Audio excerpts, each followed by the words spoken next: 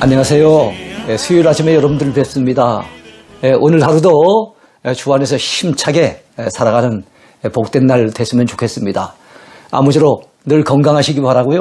또 날씨가 점점 더워져 가는데 아무쪼록 여러분들이 육신적으로 강건해서 피곤한 줄 모르고 또 오늘 하루도 승리했으면 좋겠습니다. 자, 오늘 어제 이어서 하나님 우리 아버지 세 번째입니다. 하나님을 향해서, 나를 지으신 그분을 향해서 온 우주 만물을 다스리고 계신 그 거룩하신 하나님을 향해서 우리가 아버지라고 부를 수 있다는 거 참 아무리 생각해 보아도 참 너무 큰 은혜입니다. 큰 복이죠.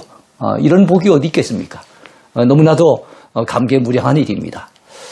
자, 오늘은 하나님과 관련해서 나에게 하나님은 어떤 분이신가 하는 겁니다. 그동안 하나님의 존재에 대해서도, 하나님의 이름에 대해서도, 또 하나님의 그 사역에 대해서도 쭉 살펴보았습니다만은 그 하나님이, 그런 위대하신 하나님이, 전능하신 하나님이, 전지하신 그 하나님이, 영원하시고 무한하신 그 하나님이 온 우주 만물을 다스리는 것도 중요하지만 온 인류를 구원하시는 것도 귀한 일이지만 오늘 나에게는 어떤 분이신가 하는 것이 또 중요하지 않겠습니까?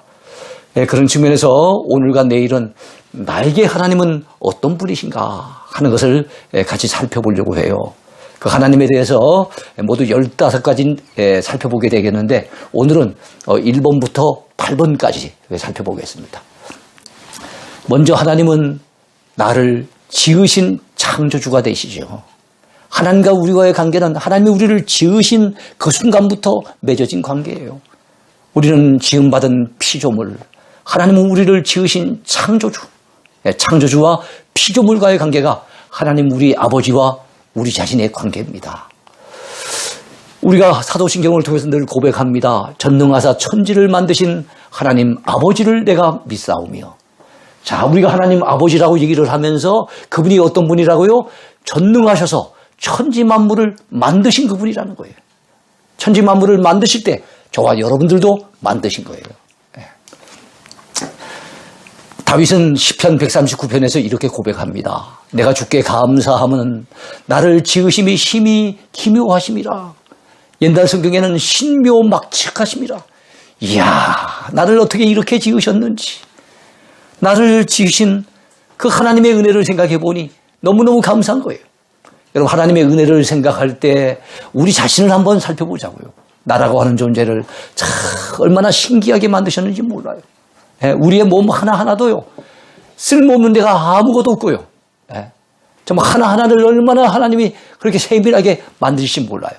우리는 때때로 우리 자신을 바라보면서, 이야, 참, 우리를 지으신 하나님이 정말로 참 신명막측하신 분이구나 하는 것을 생각하게 됩니다. 그래, 우리는 하나님 앞에 다윗처럼 감사해야 될 줄로 믿습니다. 나를 지으신 그분, 나를 아주 기묘하게 지으신 그분, 우리는 감사하며 찬송해야 될 줄로 믿습니다. 자, 하나님은 또한 예수 그리스도 안에서 은혜로 나를 구원하신 구원주가 되세요. 여러분, 어제 우리가 하나님의 사역에 대해서 살펴봤잖아요. 하나님의 가장 중요한 사역이 우리와 관련해서 두 가지가 있다 했잖아요.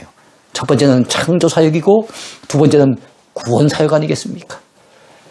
그 하나님을 생각할 때 제일 먼저 우리가 생각해야 될 것은 나를 창조하신 분이 나의 아버지가 되신다는 사실이고, 또 하나님 아버지는 예수 그리스도 안에서 나를 구원하신 그 구원주가 되신다는 사실을 우리는 알아야 됩니다.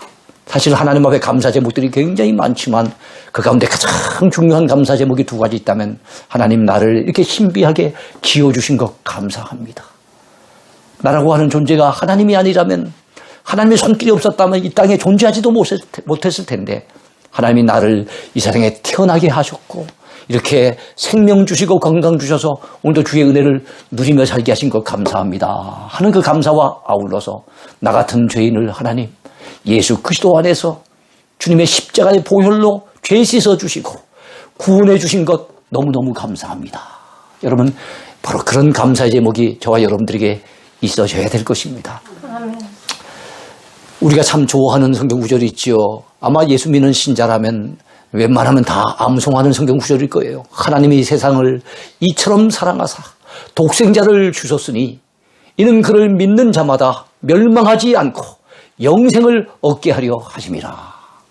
여러분, 여기도 보니까 세상을 이처럼 사랑하사 그랬습니다만 이 세상이라는 그 단어에다가 우리 각자의 이름을 한번 넣어보자고요. 저 같으면 제가 김일령이 아니겠습니까?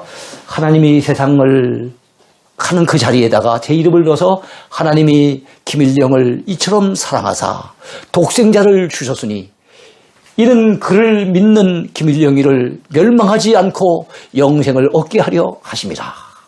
자기 이름 넣어서 생각해보면 훨씬 더 마음에 가까이 와닿고 더 큰 은혜가 되지요. 너무 감사한 일입니다. 하나님은 허물과 죄로 죽었던 너희를 살리셔도다. 이 너희 속에 우리 이름을 또 넣어보자고요. 우리는 과거에 어떤 존재였습니까? 하나님 앞에 은혜 받기 전에, 예수 그리스도 안에서 구원받기 전에 우리는 허물과 죄 때문에 영적으로 죽어 있었던 존재였어요. 육체는 펄펄 살아있을지 모르겠지만 영적으로는 죽어 있는 존재였습니다. 그랬던 우리를 예수 그리스도 안에서 구원해 내셨으니 하나님의 은혜가 얼마나 감사합니까? 너희는 그 은혜에 의하여 믿음으로 말미암아 구원을 받았으니 이것은 너희에게서 난 것이 아니요 하나님의 선물이라. 여러분, 구원은 하나님이 주시는 놀라운 선물입니다. 예수 그리스도 안에서 우리에게 주시려고 예비하신 놀라운 선물, 그것이 바로 구원이에요. 바로 이 선물은 은혜의 선물입니다. 하나님이 은혜로우신 하나님이 아니라고 한다면 우리 같은 죄인들에게 구원을 주실 이유가 없어요. 근데 죄인 개수였던 우리를 구원하신 것은 하나님의 은혜로부터 출발하는 일이에요.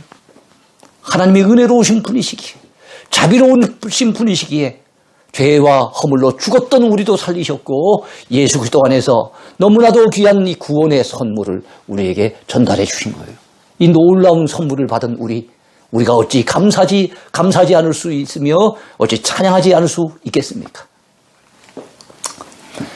내가 나 된 것은 하나님의 은혜로 된 것이니. 고린도전서 15장은 부활장입니다. 사도 바울이 부활에 대해서 쭉 설명하면서 부활하신 주님이 나타나셨다는 거예요. 11제자에게도 나타나셨고, 그리고 게바, 바로 사도 베드로에게도 나타나셨고, 야고보에게도 나타나셨고 하더니 마지막에는 또 500여 형제에게도 나타나셨고, 마지막에는 만삭되어 나지 못한 자가 참 진짜 하나님 보시기에 부끄러웠던, 정말로 하나님의 아들을 갖다가 핍박하고 하나님 아들 예수님을 믿는 자들을 붙잡아다가 감옥에 가두던 죄인 개수였던 나에게까지 나타나셨다는 거예요. 그래서 사울이었던 나, 박해자였던 내가 전도자 바울이 된 것은 순전히 하나님의 은혜로 된 것이라는 거예요. 내가 나 된 것은 하나님의 은혜로 된 것이니 라고 하는 고백, 바울의 고백이며 저의 고백이에요. 아마 여러분들의 고백이 될 줄로 믿습니다. 그래요. 이 세상에 당연한 것은 아무것도 없어요. 요즘 우리가 자주 부르는 찬양 가사처럼 당연한 것은 아무것도 없어요. 모든 것이 하나님의 은혜입니다. 모든 것이 하나님의 은혜예요. 이 땅에 존재함도 하나님의 은혜, 구원받아 하나님의 자녀로 그 특권을 누림도 하나님의 은혜며, 저 천국을 바라보고 영생을 소유하며 살아가고 있는 것도 하나님의 은혜며, 삶의 분명한 목적을 가지고 살아감도 하나님의 은혜입니다. 얼마나 감사한 일입니까? 세 번째, 하나님 아버지는 내게 어떤 존재일까요? 하나님은 마지막 날에 나의 모든 삶과 믿음을 판단하실 심판주가 되십니다. 주를 위해 헌신한 참된 신자에겐 엄청난 상급을 예비하고 계신 분, 그분이 하나님이세요. 그분은 나를 이 땅에 존재케 하셨고 나로 하여금 예수님 믿고 거듭나게 하셨으며 마지막 때는 나의 삶에 대해서 결산하시는 분이세요. 우리가 어떻게 살아왔는지를 우린 그분 앞에 서서 결산해야 될 것입니다. 그러니까 나의 창조주가 되신다는 것은 내 인생의 시작점이 되신다는 것이고, 나의 구원자가 되신다는 것은 내 인생에 지금 진행되는 그 삶 속에 함께 하시는 분이라는 뜻이고, 나의 심판주가 되신다는 것은 내 인생의 끝자락에 가서 나의 인생의 끝날을 판단하실 분이 누군가 하면 우리 하나님이라는 거예요. 시작도 하나님과 함께, 진행도 하나님과 함께, 우리의 인생의 마지막도 우리는 하나님과 함께 하는 것입니다. 한 번 죽는 것은 사람에게 정해진 것이라고 했습니다. 그 후에는 심판이 있을 것이래요. 히브리서 9장 27절에 나와 있는 유명한 말씀입니다. 하나님은 모든 행위와 모든 은밀한 일을 선악간에 심판하신대요. 심판하면 우리는 악에 대한 이미지만 나와 있지만 아니에요. 선악간에 심판하신대요. 그러니까 믿음의 사람들을 갖다 심판하신 것은 나쁜 의미의 우리를 벌 주시려고 하는 심판이 아니고 우리가 그동안에 정말 주를 위해 믿음을 헌신했던 것에 대한 상을 주시기 위해서 쭉 우리의 삶을 판단하시는 거예요. 그래서 선하게 살았는지 악하게 살았는지 믿음으로 살았는지 불신으로 살았는지 하나님 앞에 어떤 모습으로 살았는지를 우리 삶을 갖다 판단하실 분이 심판주 하나님이세요. 이제후로는 나를 위하여 의의 면류관이 예비되었으므로 주곧 의로우신 재판장이 그날에 내게 주실 것이며 내게만 아니라 주의 나타나심을 사모하는 모든 자에게도니라. 사도 바울의 고백이에요. 그의 인생의 끝자락의 고백이에요. 디모데후서는 여러분 사도 바울의 13권의 서신 가운데 맨 마지막에 기록된 것입니다. 디모데후서는 4장까지 있어요. 그래서 디모데후서 4장은 사도 바울이 마지막 남긴 기록이라 보면 됩니다. 그래서 사도 바울의 유언장이라고 하는데요. 그는 참으로 전제와 같이 내가 벌써 부어지고, 전제라고 하는 것은 그 재물을 잡아서 깨끗하게 씻어서 제단 위에 올려놓고 그 위에 마지막으로는 포도주를 부어서 하나님 앞에 바쳐드리는 제사입니다. 근데 자기 인생 그동안 살아왔던 삶이 이제는 순교의 제단 위에 완전히 바쳐진 거예요. 지금 이 순간은 포도주를 부어서 이제는 완전히 하나님 앞에 바쳐지는 그 순간인 것처럼 자기 인생의 절반은 주님 알지 못하고 헛되게 살아왔지만 인생의 남은 후반전, 남은 절반을 참 믿음으로 열심히 충성하며 살아왔던 그 삶 속에서 그는 달려갈 길을 다 달렸대요. 선한 싸움 다 싸웠대요. 그리고 믿음을 지켰대요. 이제 기대하는 것은 나를 위해서 의로우신 재판장이신 하나님이 내게 의의 면류관을 씌워주실 것을 그는 기대하고 있는 거예요. 그러니까 여러분, 우리가 참 심판하면 어떤 두려운 이미지만 남습니다만 아내의 믿음으로 산 사람, 주를 위해 헌신하며 산 사람들은요, 하나님 앞에 서는 것이 두려움이 아니라 기대감으로 설 수 있는 거예요. 저와 여러분들이 그런 복된 사람이 됐으면 좋겠습니다.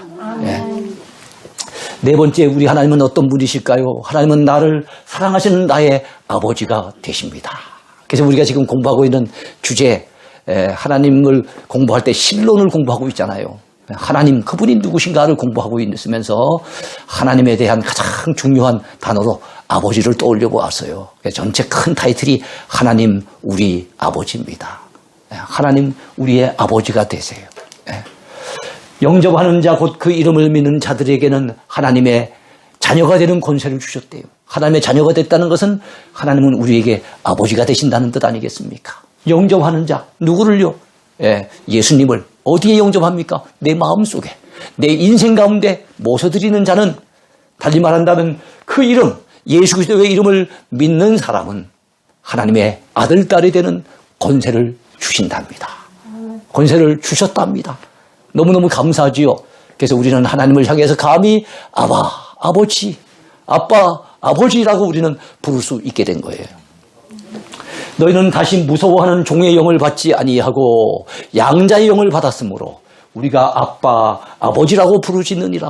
로마서 8장에 나오는 말씀인데요. 예전 성경에는 아바, 아버지라 그랬어요. 아바 하면은 아람어로 아빠 이런 뜻이거든요. 아버지라는 이름도 좋지만 더 다정스러운 이름은 아빠 아니겠어요? 하나님을 향해서 우리가 아버지라고 부르는 것도 송구스러운데 하나님을 향해서 우리가 아빠라고 할 수 있다는 것이 얼마나 큰 은혜인지 모릅니다. 성령이 친히 우리의 영과 더불어 우리가 하나님의 자녀인 것을 증언하시나니 라는 말씀이 나옵니다. 성령께서 우리의 영과 더불어서 우리 속에 증언을 하는데, 어떤 증언을 한다고요? 너희가 하나님의 자녀다 하는 걸 깨우쳐 주신다는 거예요. 그래요. 성령께서 우리 마음속에 찾아오셔서 너희는 하나님의 자녀다. 하나님은 너희의 아버지다. 이걸 갖다 증거해 주시는 거예요. 그로 말미암아 성령 받은 사람들, 성령의 은혜를 경험한 사람들은 자연스럽게 하나님을 향해서 아버지라고 부르짖고 있는 겁니다. 여러분이 하나님을 향해서 자연스럽게 아버지라고 부르짖으면서 기도하고 있습니까? 성령 받은 증거예요. 성령께서 깨우쳐 주셨기 때문에 그 사실을 알게 된 거예요. 그렇습니다. 우리 마음속에 우리 인생 가운데 찾아오셔서 성령께서 하나님이 우리의 아버지 되심을 증거하고 있습니다. 여러분, 그러므로 우리는 하나님을 향해 참으로 하나님이 우리의 아버지 되심을 믿고 그 아버지를 불러야 될 줄로 믿습니다. 얼마나 감사한 일인지 몰라요. 사람에게 보이려고 그들 앞에서 너희 의를 행하지 않도록 주의하라. 그러지 하지 않으면 하늘에 계신 너희 아버지께 상을 받지 못하느니라. 예수님께서도 사람 앞에서 너희들 의롭게 보이려고, 사람 앞에 칭찬받으려고 그렇게 살아가지 말라고. 하늘에 계신 너희 아버지가 인정했으면 되니까 하나님 아버지 앞에서 행하라고. 그러면 그 하나님 아버지께 상을 받게 될 것이라고 말씀하시는 거예요. 즉 사람 앞에 잘 보이려고 하다 보면 하나님 아버지 앞에 받을 상은 없대요. 그런데 우리가 하나님을 의식하고 하나님 앞에서 행하게 되면 사람이야 알든 말든 사람이야 보든 말든 하나님 아버지 앞에서만 행하게 된다면 하늘의 상이 있다는 것을 우리 주님은 말씀하시면서 너희 아버지라고, 우리 예수님께서 하나님이 너희 아버지라고 그렇게 가르쳐 주신 거예요. 그러므로 너희는 이렇게 기도하라. 하늘에 계신 우리 아버지여, 이름이 거룩히 여김을 받으시오며. 그 뒤에 가면 나라와 권세와 영광이 아버지께 영원히 있사옵나이다. 앞에도 아버지, 뒤에도 아버지. 하나님을 향해서 이렇게 기도하라고 우리 주님이 가르쳐주신 기도문이 주기도문 아니겠어요? 그 주기도문을 가르쳐 주시면서 그 기도의 모범 답안을 가르쳐 주시면서 앞에도 아버지라고 하나님을 부르게 하고 뒤에도 아버지라고 말씀을 하고 있는 거예요. 마태복음 6장에 보면은요, 이 주기도문이 나온 장이거든요. 거기 보면 너희 아버지 또는 우리 아버지라는 말씀이 무려 10번이나 등장하고 있어요. 그렇습니다. 우리 예수님은 하나님이 우리의 아버지가 되신다는 사실을 단단하게 우리에게 일러주시고 분명하게 깨우쳐 주신 거예요. 예수님은 하나님께서 우리의 영혼의 아버지가 되심을 강력하게 말씀하신 겁니다. 또한 여러분, 하나님은 우리의 창조주가 되시지요. 하나님 우리의 구원주가 되시지요. 하나님 우리의 심판주가 되시지요. 하나님 우리의 아버지가 되실 뿐만 아니라 하나님은 내 생명의 주관자가 되십니다. 그래서 우리가 살고 죽는 것 하나님 손에 달렸어요. 우리에게 생명 주신 분도 하나님이시고 우리를 오늘 건강하도록 아직까지 건강을 유지시켜 주신 분도 하나님이세요. 언젠가 우리 생명을 거두어 가실 분도 하나님이세요. 내 생명의 주관자. 이거 잊지 말아야 됩니다.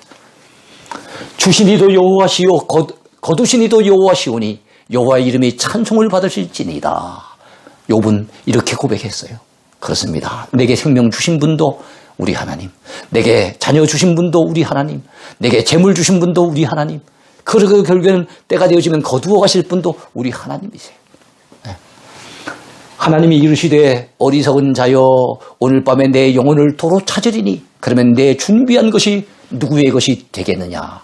누가복음 12장에 보면 어리석은 부자의 비유가 나와요. 이 어리석은 부자는 그의 농사를 잘 지었어요. 얼마나 농사가 잘 되어졌는지 그걸 갖다 창고에 들여놓으려니까 창고가 비좁아서 안 되겠는 거예요. 그래서 행복한 고민에 빠졌습니다. 스스로가 들어놓고서 이런 생각을 합니다. 그래, 창고를 크게 짓자. 이번에 좀 투자 좀 해야지.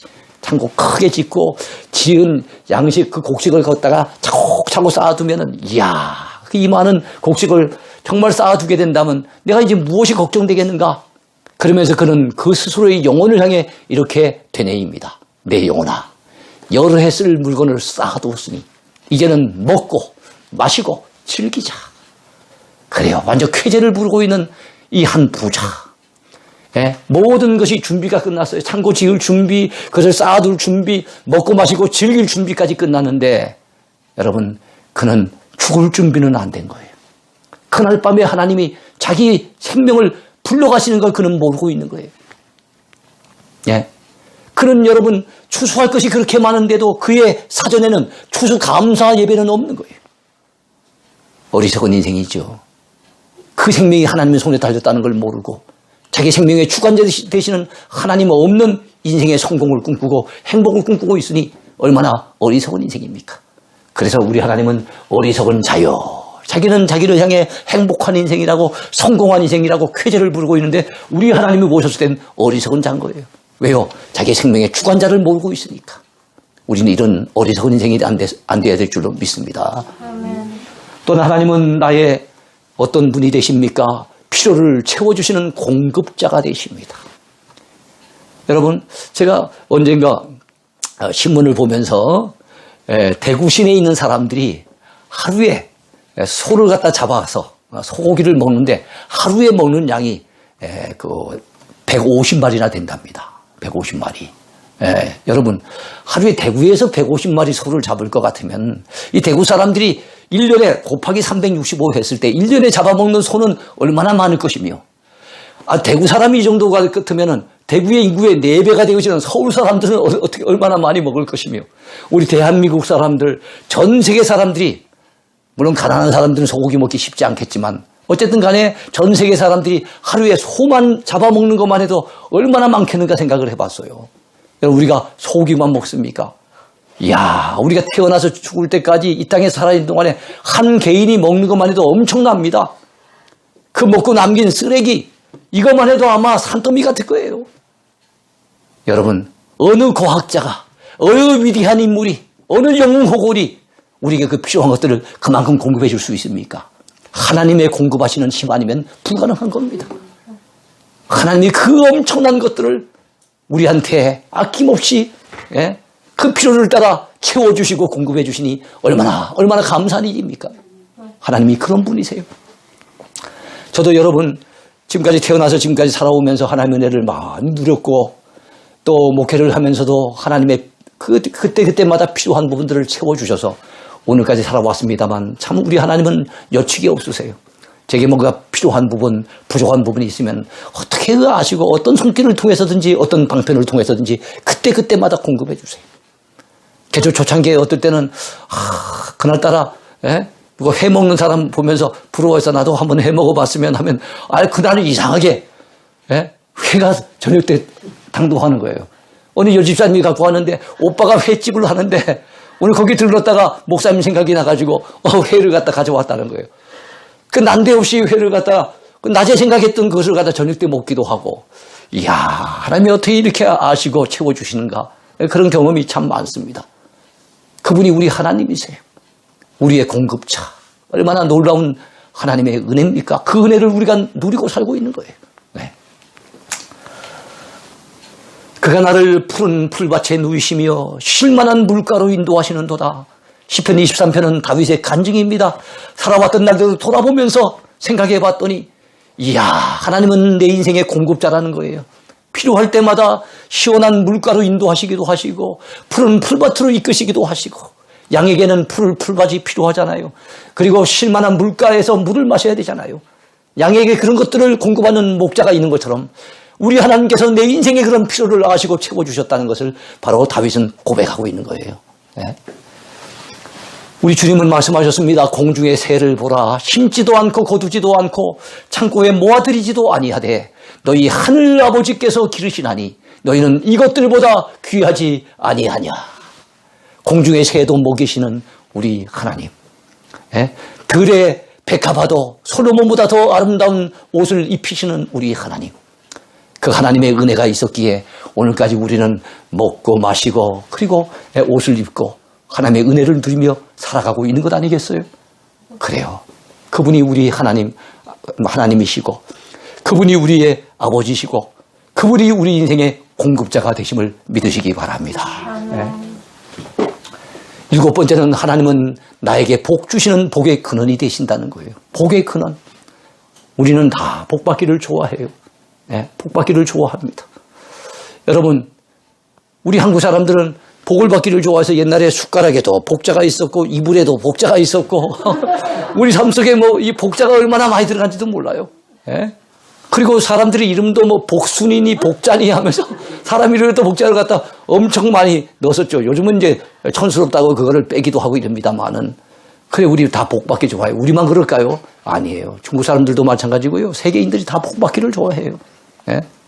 그래갖고 여러분 연초가 되어지면 새해 복 받겠다고 여러분 하나님을 믿지 아니하니까 그래도 하늘의 태양이라도 한번 빌어보려고 저 동해안으로 그렇게 차가 밀리는데도 몰려가는 사람들 보세요. 올해 복 받게 해달라고, 우리 가정에 복이 임하게 해달라고. 여러분, 우리가 태양을 향해서 복 달라고 할 것이 아니라 태양을 지으신 그 하나님을 향해서 복을 빌어야 되지 않겠습니까? 예, 그런 측면에서 우리가 복의 근원 되시는 하나님을 믿고 섬긴다는 게 얼마나 자랑스러운 일인지 몰라요. 예. 근데 이 복의 근원이 하나님이시거든요. 사람들은 복 받기는 좋아하는데 복 받는 방법을 모르는 거예요. 중국 사람들은 복 받기를 좋아해갖고 복자를 갖다 거꾸로 해놓으면 더 복이 잘 들어올 줄 알고 집에 문에다가 복자를 거꾸로 매달기도 하고 어쨌든 복을 받고자 하는 그 세계 사람들의 마음이 있습니다만 복의 근원을 모르니 복을 주시는 분을 알지 못하니 얼마나 안타까운 일입니까? 새해가 되어지면 사람들이 손을 내밀면서 인사하잖아요. 그리고 빌어줍니다. 새해 복 많이 받으세요. 새해 복 많이 받으세요. 그러나 그렇게 인사하는 사람이나 인사를 받는 사람이나 여러분 참 허황된 인사를 하는 겁니다. 누가 복 줄지도 모르고 복 많이 받으라는 거예요. 그렇지 않습니까? 그러나 우리는 인사할 때 분명한 믿음을 가지고 인사를 하는 거죠. 새해 복 많이 받으세요 할 때 하나님이 당신에게 복 많이 주실 것입니다. 복 많이 주시기를 바랍니다. 우리는 복을 주실 분을 알고 인사를 하잖아요. 하나님이 아브라함에게 약속하실 때 가리켜 맹세할 자가 자기보다 더 큰 이가 없으므로 자기를 가리켜 맹세하여 이르시되 내가 반드시 너에게 복 주고 복 주며 너를 번성하게 하고 번성하게 하리라 하셨더니 그래요. 우리 하나님은 아브라함에게 복 주고 복 주며 번성하게 하고 번성하게 하겠다고 약속을 해 주셨어요. 이삭이 그 땅에서 농사하여 아브라함의 아들 이삭이 농사를 지었대요. 바로 블레셋 사람들이 사는 그 인근에서 농사를 짓게 되어졌는데 그해 100배나 얻었답니다. 100배나. 여호와께서 복을 주심으로 그 사람이 창대하고 왕성하여 마침내 거부가 되었다고 얘기합니다. 그래요. 하나님이 복 주시면 창대하게 되는 겁니다. 하나님이 복 주시면 왕성하게 되는 것이고요. 하나님이 복 주시면 거부가 될 수도 있는 겁니다. 여호와께서 명령하사 내 창고와 내 손으로 하는 모든 일에 복을 내리시고 내 하나님 여호와께서 내게 주시는 땅에서 내게 복을 주실 것이며 여러분 신명기 28장에 보면은 참 하나님의 말씀에 순종하는 자에게는 복을 주신다고 약속하시잖아요. 불순종한 자에게는 저주가 임한다고 말씀하시잖아요. 우리는 저주받는 인생이 아니라 여러분 하나님의 말씀을 믿고 순종함으로 복받는 자가 되어야 될 줄로 믿습니다. 하나님 말씀대로 믿고 순종하면요 하나님이 복의 근원 되신 그분이 반드시 우리 삶 속에 복 주실 줄로 분명히 믿습니다. 마지막 8번째입니다. 하나님은 나의 삶을 인도하시는 목자가 되세요. 목자라고 했을 때 목자는 적어도 양에게 있어서 어떤 존재입니까? 양과 목자의 관계는 참 중요해요. 하나님과 이스라엘 백성들의 그 관계를 갖다가 바로 목자와 양의 관계로 성경은 많이 묘사하고 있어요. 신약 성경에서 우리 예수님은 선한 목자가 되시고 구원받은 주의 백성들은 바로 주님 앞에 사랑받는 양이 됨을 목자와 양의 관계를 통해서 또한 많이 설명해 놓았습니다. 양은 멀리 보지 못해요. 양은 무슨 자기를 헤아리고 막 달려드는 짐승이 있을 때 싸울 만한 강한 이빨을 가지고 있지도 못하고 아주 날카로운 이 발톱을 가지고 있지도 못해요. 달리 말한다면 양은 자기 자신을 지킬 수 있는 존재가 못 돼요. 멀리를 바라보지 못하니까 어디에 낭떠러지가 있는지 어디에 푸른 초장 맑은 물이 있는지 몰라요. 그러니까 지멋대로 나가다 보면 굉장히 위험에 빠질 수도 있는 게 양이에요. 그러니까 목자가 항상 그 음성으로 양떼를 이끌어 가야만 그래서 목자의 음성을 듣고 따라가야만 양이 푸른 초장으로 나갈 수 있고 맑은 물가에서 놀릴 수가 있는 거예요. 그리고 여러분 그 목자의 음성을 들어야만 정말로 내가 있는 우리가 어딘지 저녁 때가 되어지면 우리로 안전하게 돌아올 수가 있는 거예요. 그리고 혹시나 캄캄한 밤에 목자가 옆에서 지켜줘야만 혹시 짐승이 나타나더라도 목자가 목숨을 걸고라도 어쩌든지 그 양떼를 지키려고 맞서 싸우지 않습니까? 대신 싸워주는 목자가 없다고 한다면 양은 위험하기 짝이 없는 존재죠. 우리도 마찬가지 아니겠습니까? 여러분 하나님이 우리 인생의 인도자가 되세요. 태어날 때부터 지금까지 하나님은 항상 그분의 선하심으로 우리를 인도해 오셨어요. 우리 뒤에 항상 하나님의 선하심과 인자심이 우리를 따라다녀요. 얼마나 감사한 일인지 몰라요. 하나님 우리의 인도자가 되시고요. 아까도 이미 말씀드렸지만 하나님은 우리의 공급자가 되세요. 필요한 것들을 때를 따라 우리에게 공급해 주시는 정말로 자비로우신 선한 목자. 그분이 바로 우리 하나님이세요. 그뿐만 아니라 우리를 위험 가운데 건져주시고 악한 세력들이, 세상의 악한 세력들이 우리를 해하지 못하도록 우리를 항상 돌보아 주시고 지켜 보호해 주시는 분. 그분이 누구십니까? 하나님이시잖아요.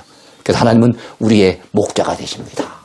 그래서 저는 살아왔던 날들 돌이켜보면서 하나님은 나의 목자가 되십니다. 이런 고백을 할 때가 종종 있습니다. 여호와는 나의 목자시니 내게 부족함이 없으리로다. 그래요. 하나님을 목자로 모신 인생은 부족함이 없을 겁니다. 요셉을 양떼같이 인도하시는 이스라엘의 목자여 귀를 기울이소서. 이런 말씀이 또 시편에 있고요. 그는 우리를 지으신 이요 우리는 그의 것이니 그의 백성이요 그의 기르시는 양이로다. 시편 100편 저자 미상의 시입니다만 감사의 시로 알려져 있는 시편 100편에 보니까 우리 하나님은 우리를 지으신 분이시고 우리는 그의 것이니 그의 백성이요 그의 기르시는 양이라고 말씀하고 있습니다. 그래요. 우리 하나님이 우리를 기르시고 우리를 돌보시고 우리는 하나님 앞에 돌봄을 받는 사랑받는 양이라는 거 잊어버리면 안 됩니다. 네. 그렇습니다.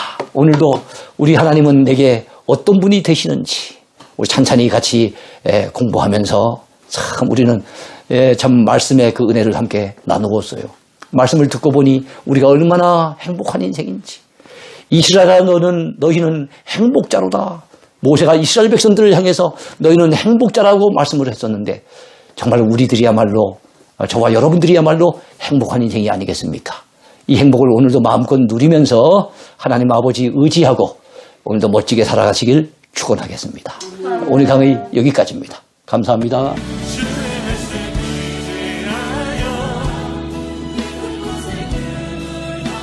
그물 던져 있는 자에게